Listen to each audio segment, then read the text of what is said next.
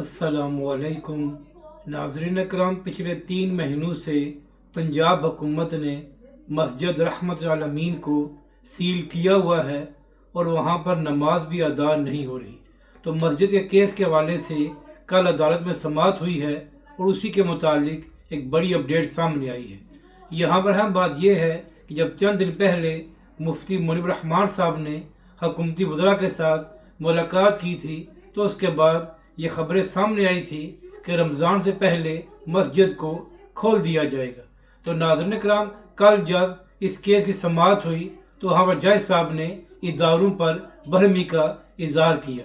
मामला ये है कि पिछली समाअत पर जज साहब ने कुछ इदारों को कहा था कि आपने रिपोर्ट जमा करानी है, लेकिन आज जब समाअत हुई तो इदारे वो रिपोर्ट जमा कराने में कामयाब नहीं हुए, जिसकी वजह से जज साहब ने इदारों पर इजहार बरहमी किया और अब इस केस की समाअत को 13 फरवरी तक मुलतवी कर दिया गया है। और जज साहब ने इदारों को ताकीद की है कि उससे पहले रिपोर्ट जमा हो जानी चाहिए।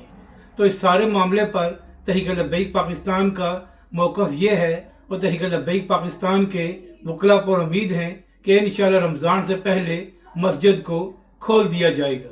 तो अब देखना यह है कि जब 13 फरवरी को दोबारा इस केस की समाअत होती है तो जज साहब क्या फ़ैसला करते हैं और इदारों की जानिब से क्या रिपोर्ट जमा कराई जाती है। मगर इस सारे मामले पर तहरीक लब्बैक पाकिस्तान और उसके वकला पर उम्मीद हैं कि इंशाअल्लाह रमज़ान से पहले मस्जिद को खोल दिया जाएगा और वहाँ पर दोबारा नमाज का आगाज़ हो जाएगा। अगर आपको ये वीडियो अच्छी लगे तो इसे लाइक और शेयर ज़रूर करें और कमेंट्स के ज़रिए अपनी राय का भी इजहार करें।